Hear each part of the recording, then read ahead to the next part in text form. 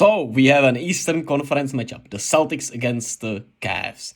And here Derek White passes it to Jaylen Brown, who dunks it. Great dunk from Jaylen Brown. And these two teams battled it out early on in the season, and both games were spectacular and fun as hell. So there's that. Here's a full court, beautiful pass to Caris LeVert on the leak out. Great end to the first quarter for the Cavs, and they tried to stay with the Celtics as long as possible. Here's Donovan Mitchell on the great pass from Darius Garland on the 3-ball. And it was a really back and forth tight game in the first half, but it wasn't the same as the first two games, man. The first two games were just so great at the start of the season. Here's Jayson Tatum. He started to get going finally after some rough games on the road after the All-Star break. Here at home, he felt comfortable, and the Cavs don't have that great defense. I mean, they have great defense, but they don't have great defenders for Jayson Tatum, and it was seen all night long. Isaac Okoro is a really good defender, right? But he just doesn't have the frame. Here is Jayson Tatum on the leak out, gets the soft layup to go, 17-point lead for the Celtics, and then Donovan Mitchell started to go crazy, man. He matched Jayson Tatum as much as he could. Here he goes into the lane and one layup. And it was a great battle between these two. Donovan Mitchell tried all he could, man. Here is he just quick trigger on the 3-ball, man. You could barely see it that he was gonna pull up. But the Celtics did have all the answers tonight, as Jayson Tatum gets the great pick and pop from Jaylen Brown. And it was a 16-point lead with 4 minutes to go.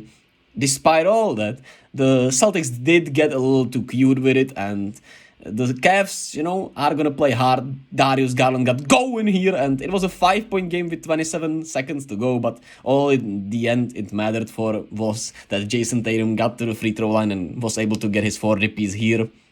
Here he scores his 41st point and gets a great game, a great duel against Donovan Mitchell. Still a really good game, but it felt like the Celtics had this under control no matter how much they tried to blow it in a way at the end. Celtics just look so good.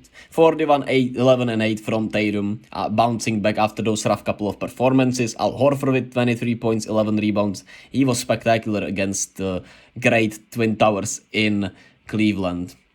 Robert Williams had a double-double also. Spectacular defensive performance from him once again. Jaylen Brown didn't have it going, but Tatum picked up the slack, right? And all starters in double digits. Derek White had 4 points. Sam Hauser had 6 points. Malcolm Brogdon with 2 points. The bench wasn't great, but they didn't F it up at least, right? While for the Cavs, it's always about the starters, right? Donovan Mitchell and Garland combined for 53 shots, scored combined 73 points. They were good. They were really good, but it's gonna be really tough for them. They are just missing that one essentially 3-and-D guy on the wing, right? Isaac Okoro is really good, but he's not a 3-and-D guy. Caris LeVert is really good, but he's not a 3-and-D guy. And you just don't know what you're gonna get besides the best 4 guys. And with Garland and Mitchell, it's very easy for them, if they have an off night, shooting wise, it's gonna be really rough for the Cavs.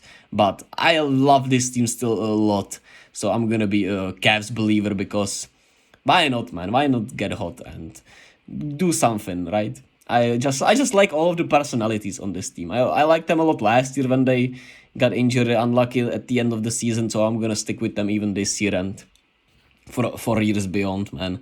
Because I really like a lot of players on this team, and I'm gonna be rooting for them. Besides against the Warriors, of course, but shout out to the Cavs. Made it at least interesting against these really good Celtics, man.